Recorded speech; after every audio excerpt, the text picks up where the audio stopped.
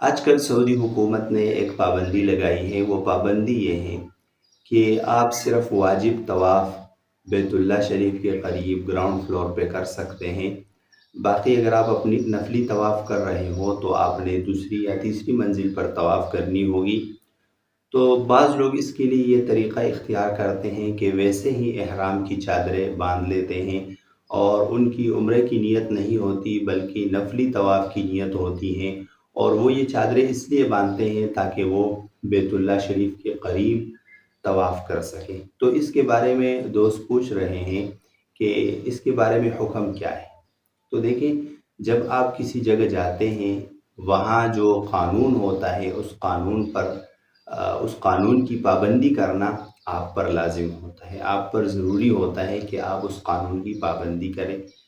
جب آپ حکومت کی طرف سے یہ پابندی ہے کہ آپ نفلی طواف یہاں نہیں کر سکتے، تو آپ پر لازم ہے کہ آپ اس کی پاسداری کریں۔ اب آپ ویسے ہی احرام کی چادریں باندھ کر مطاف میں جانے کے لیے، یہ ایک قسم کا دھوکہ ہے جو درست نہیں ہے اور جو انتہائی نامناسب بات ہے۔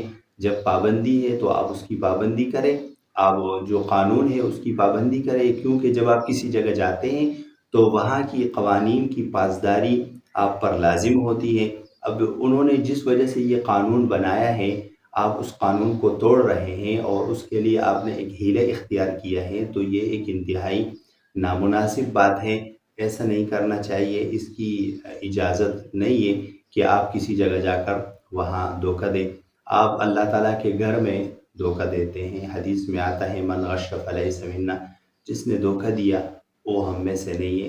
تو آپ اس سے احتراز کریں، اجتناب کریں، اور صرف مطاف میں جانے کے لیے احرام کی چادریں نہ باندھیں۔